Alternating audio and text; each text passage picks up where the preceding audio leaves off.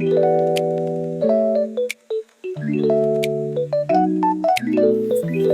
am extremely proud to be here today, and I want to thank StoryFeast for choosing me as your keynote speaker this afternoon. It is particularly meaningful that you have chosen Vietnam as your festival focus this year, especially as there has been very little attention given to this 50th anniversary date in the UK mainstream media. I myself have not known how to commemorate this year because, being part of the diaspora, the anniversary brings up mixed feelings. It has never been marked in my family or a feature of my education. This is not to say it wasn't felt. So my name is Tuyền Đỗ, and those of you who don't know me, I am a British Vietnamese actor and writer, and have been for the last 15 years. I mean, it sounds strange to me to say it out loud, defining myself as a British Vietnamese actor and writer, because for much of my life I didn't think about it or voice it. When Ava first asked me if I would speak, I was a little taken aback. It was the first time anyone had ever approached me for this sort of thing, and I was terrified. My refugee reflex kicked in, a phrase I pinched from Thi Vu's beautiful illustrated memoir, The Best We Could Do. And if you haven't come across it, I really highly recommend it. And this phrase is one I now give to all my fear responses, because these two words wholly expressed so much of my experience growing up. Please don't mind me if I get emotional. Okay. And my journey as an actor-writer has been less to do with IMDb credits or books published, though as you know, those aren't easy to get, but more to do with seeking to understand where these fears come from and ultimately working with them. Why do they exist? What do they mean? How are they a part of me, a part of us? And in the end, how do I use them to propel myself forward rather than hold me back? At the point when Ava asked me, I questioned whether I had anything worth sharing, whether I was the right person for the job, if I was a good representative, because everyone I thought of, I mean, lots of people in this room, was suitable or could do a better job. You know the narrative.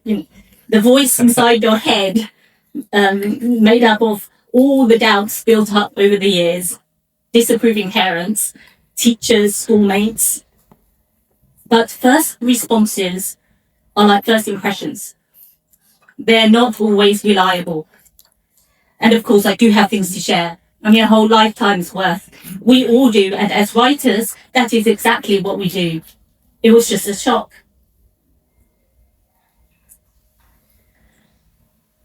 That's my place. So Ava was asking me to talk about my personal story and my personal journey.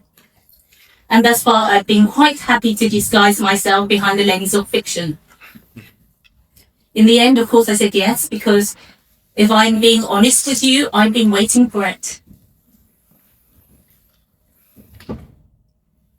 I've been waiting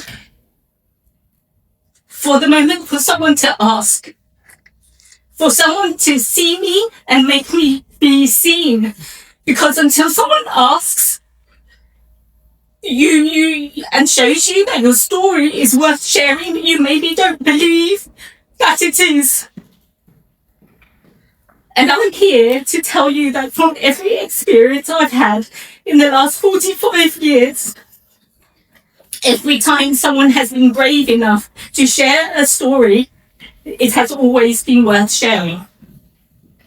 And I think this goes for every one of us. I mean, it is not surprising that it would be a fellow easy creative who asked, because being Vietnamese in the UK, it has been fairly invisible. Apart from the food.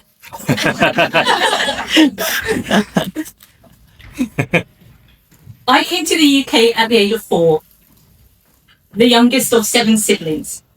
As refugees with my parents, my mother had put my eldest brother, her eldest son, on a boat at the age of 13, hoping that he would find a better life elsewhere.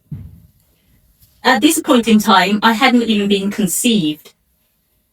Recently, at a dinner, one of my dear friends I grew up with told me that his mother did the same to him at the age of 6.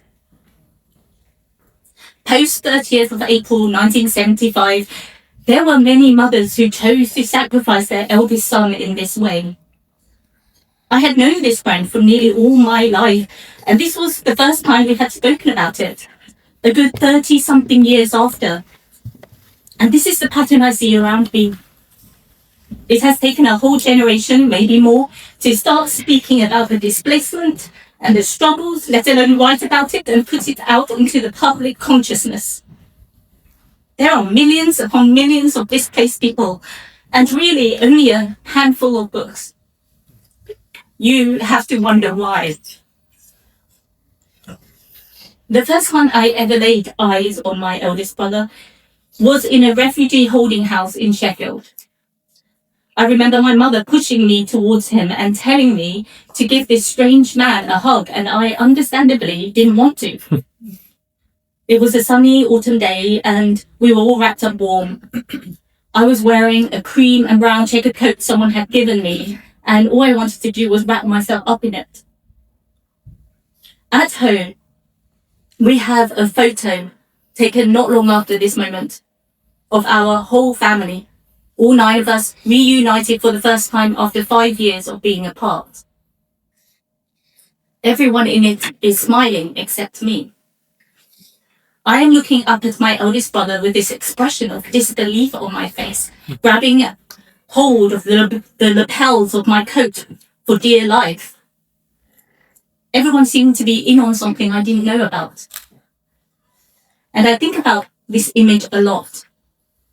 I think about the little 4-year-old girl and how she's feeling, a little out of place, a little on the outside, but being forced to stand still and smile. Joyce Carol Oates once said that writers are often born with unresolved mysteries in their lives, and that really resonated with me. Being in that photo is the earliest memory I have. I have no memories before this, no memories of the journey, no memories of the country of my birth. It is not entirely by chance that I am standing here in front of you. Whether I'm conscious of it or not, I believe that my path here to this moment is me taking up the challenge of working out these mysteries despite my fears. But growing up, I didn't speak much. And as a child, I didn't speak at all. My parents were so worried about me that they took me to the doctor to get me checked out. In my own memory, I don't remember not being able to speak. I remember being quite happy watching and listening, but then full of fear when someone asked me to use my own voice. In a family of 7 children, there isn't much room for individual needs. A lot of growing up was about surviving. My parents didn't speak English, and we, like many other Vietnamese migrants at the time, relied on the charity of others and low-labour, cash-in-hand work. The refugee reflex was in full force during those first few years. Every time there was a knock on the door, we would dart about the house making it presentable because my parents feared that someone would come and send us back. When there was once a fire in the neighbourhood, my brother woke us all up at 3 a.m. and packed us all in the car because my parents believed the fire was going to swallow us up, even though we were streets away. But as the years passed, we as a family assimilated. We watched the Waltons and the A-Team. And I'm sorry I had to say it, but the Cosby Show. Because there was something in these shows that represented our experience. My parents found community and became active parts of the Catholic Vietnamese parishes, finding solace in their faith and others. We also had a lot of fun. Big community organised death celebrations each year. community organised trips to the seaside where we would go and pick periwinkles, whelks and mussels, much to the dismay of the white local inhabitants. We'd boil them up, pull the flesh out with needles and dip them in sweet and sour ginger fish sauce and eat them squashed around the table, rubbing shoulders with one another. When I was 14, my parents helped my elder sister open one of the first Vietnamese restaurants in the UK, and the entire family mucked in. One of the advantages of having lots of children is that we also had a lot of cheap labour. While when other teenagers were going out and having fun, I would be in the kitchen washing dishes or running tables. And this was how my life was, broadly speaking. Until one day at the age of 26, after expressing an interest in acting to a customer, he told me to go and train. Don't waste any more time. I'm sharing this with you because all of this was the soil for the creative I am now. Earlier I said of the little girl that she felt like she was on the outside, a little out of place. And that feeling never really went away. In fact, I think it grew and overwhelmed her until she was living life very much in a shell. I became the watcher, and everyone else was doing life and living life on the other side of me. It was quite lonely. The times when I didn't feel like this, I remember, was when I was watching TV or reading a book and inserting myself into the characters, seeing what they were seeing and feeling how they felt. And in these stories, I felt less alone. I think the dream of becoming an actor was always there. But it would take me until I was able to make my own decisions and fund my own training that I finally took the steps towards it. I began with part-time adult acting classes, speculatively, because I didn't really believe that I could ever make it my job. I just knew that in these classes, I found people who were like me.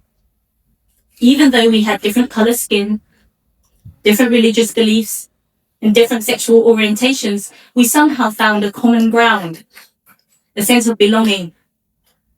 In the acting classes, I began to open up emotionally in a way that I have never been able to do in my entire life up to that point. Up to that point, I didn't know I was suppressing myself. These classes began to open up a world because in them we shared our stories. It was the beginning of a whole new way of looking at life.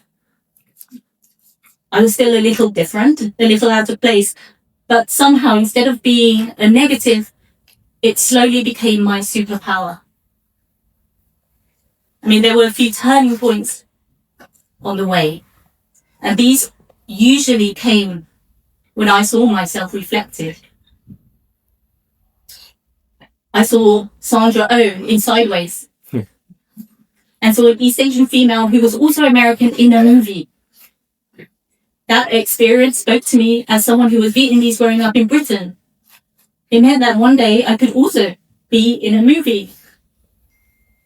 A few years later, I went to a scratch night run by Tamasha Theatre, a South Asian theatre company. That night, I saw for the first time moving accounts of the British immigrant experience. And I realised that that was also me. Watching that showed me the potential potency of my own story. And in books, I felt the universality of the immigrant experience in a novel called Wait Until Spring, Bandini by John Fonte. This novel was written in 1938 about an Italian family in the US. Reading it, I thought he could be writing about members of my own family. These all planted seeds in my head, so that when a call out for the Royal Court's Unheard Voices program landed in my inbox, I entered. It was there I learned to craft scenes. Leaning on my acting knowledge to help me, I watched plays and then ultimately wrote my own play, Summer Rolls. It's funny, when you try and concertina something into a 20-minute speech, the journey sounds so simple. Yeah. But it was far from that. Every step of the way, I had to battle my refugee reflex, often triggered by something outside of myself. There were so many highs and lows and backwards and forwards that it would be impossible for me to put in this speech. Every step forward, I encountered an obstacle, which I then had to navigate. And one obstacle I will mention was an incident with a person in a position of power describing my play as just another immigrant story and that it wasn't interesting enough.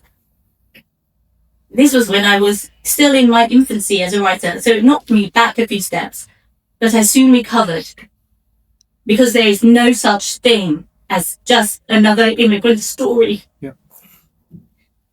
Stories of migration are infinite and powerful and universal and have been in existence for as long as humans have traversed the earth. I learned a powerful lesson that day. Over those difficult years, one thing kept me going: the absolute knowledge that it was needed. That there was nothing out there that truly reflected my experience as a British Vietnamese woman.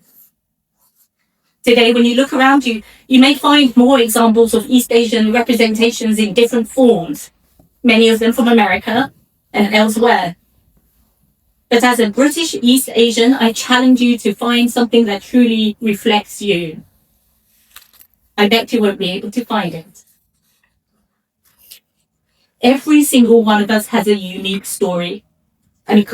Unique stories. Every single one of us haunted by fears. I guess what I'm doing by speaking to you and sharing this is hoping that I'm planting a seed in your head that will grow. There is no way I could have known where I was going to end up when I was looking at my brother that day. None of us really know where our life's path will take us, but if we look hard enough, there's always a guiding light. This can take the form of any person, moment, or thing. It can be the collective narrative in the world, or an earth-shattering loss, or a pop song. Looking into the future, I hope that there will be many more stories still to come. I myself am seeing amazing East Asian talent coming from the younger generation, but so much of it is yet to make it into the mainstream. When I was little, we watched 18, Cosby Show, and the Waltons. But I have hope that little British East Asian children of the future will be watching your versions of these shows. I'd like to end with a poem I wrote during lockdown when my friend 2A asked me to write about my identity as a writer. I hate that word, identity. But I'd like to read it to you, and some of you will know this one already. It's called This Is Me. So they told me, write from what you know, from deep within your heart.